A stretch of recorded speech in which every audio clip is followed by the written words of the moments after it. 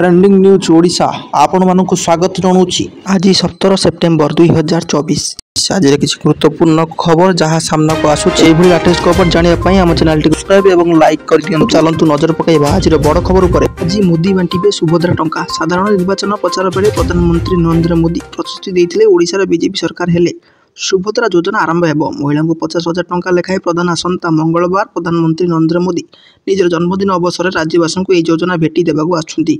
निर्वाचन बेले जो प्रतिश्रुति देते पूरण करने को बीजेपी सरकार जोरदार प्रस्तुत करें। जनता मैदान में विराट जनसभार आयोजन कर प्राय 70,000 लोक सामिल होगा बेले प्रति गाँ पंचायत सहरांचल प्राय 50,000 महिला सामिल हे। परवर्ती मुख्य खबर राहुल को जीभ काटिले 11 लाख पुरस्कार। कांग्रेस नेता राहुल गांधी जीभ जी काटिदेव 11 लाख पुरस्कार मिल।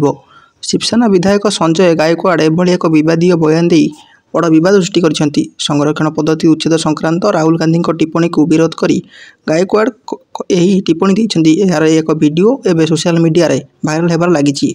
वीडियो देखा मिली गायकवाड़ गणमाध्यम कहते राहुल गांधी देश में थिबा बेले देशर संरक्षण पद्धति को शेष करदेवाक चाहूथिबा कथा कहउछंती। यह कांग्रेस सत चेहरा को पदारे पकाई देइछि। निकटरे राहुल गांधी अमेरिका गस्त समय से संरक्षण शेष कथा कहते एथिरु सत चेहरा पदारे पड़ता। तेबे जी राहुल को जीभ काटिदेव 11 लाख पुरस्कार मिले से कहते। परवर्ती मुख्य खबर जम्मू काश्मीर प्रथम पर्याय निर्वाचन प्रचार शेष। आसंता 18 तारिख में जम्मू काश्मीर प्रथम पर्याय विधानसभा निर्वाचन पर भोट ग्रहण हो। एथिपाई आज संध्यार प्रचार शेष होईछि। प्रथम पर्यायर 24टी विधानसभा आसन में भोट हो।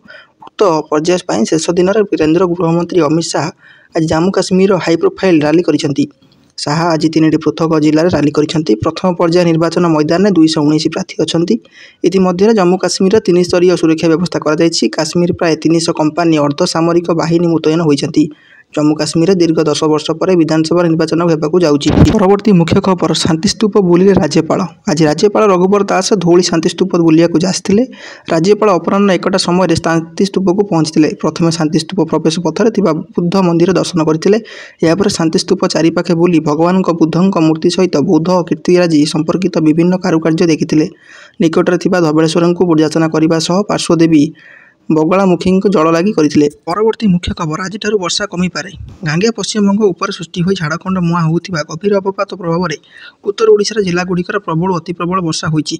मंगलवार पूर्वाह्न सुंदरगढ़ और केन्दुझर जिले में केतक स्थान में प्रबल अति प्रबल वर्षा हो पारे।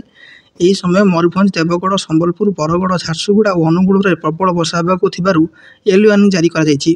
उपकूल उत्तर ओडिशार घंटा प्रति 50 ରୁ 60 किलोमीटर बेगर पवन हो पारे।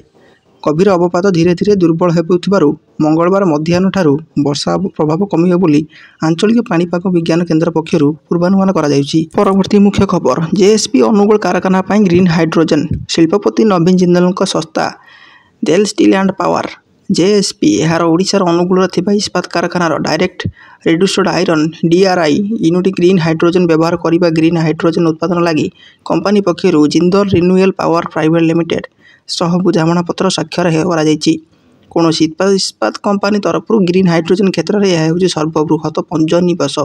यही प्रकल्पर प्रारंभिक पर्यायर जिंदल रिन्यूएबल 2025 डिसेम्बर सुधा 45 टन पर्यंत ग्रीन हाइड्रोजन उत्पादन क्षमता स्थापन करिवो। एथिसहित यही प्रकल्प वार्षिक 36,000 टन ऑक्सीजन जोगाइबो जहाँ अनुगुल कारखाना व्यवहार करा जिवो।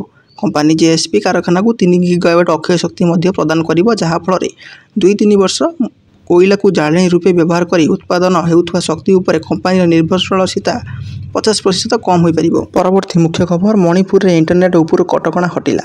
हिंसा और विक्षोभ को दृष्टि रखी एक सप्ताह पर मणिपुर इंटरनेट सेवा उपरे लगी प्रतिबंधक आज हटाई दिखाई। सेप्टेम्बर 10 तारिख लगी प्रतिबंधक 20 तारिख जाए प्रतिपादित कर किंतु आज परिस्थिति सुधार आसथिबारु एक कटकणा हटाई दिखाई। परवर्ती मुख्य खबर विश्व दक्षता मंच में ओडिशा को 2 पुरस्कार। फ्रांस लिलियन शहर में अनुष्ठित 47तम वर्ल्ड स्किल्स प्रतियोगिता 2024 उद्यापित होईछि।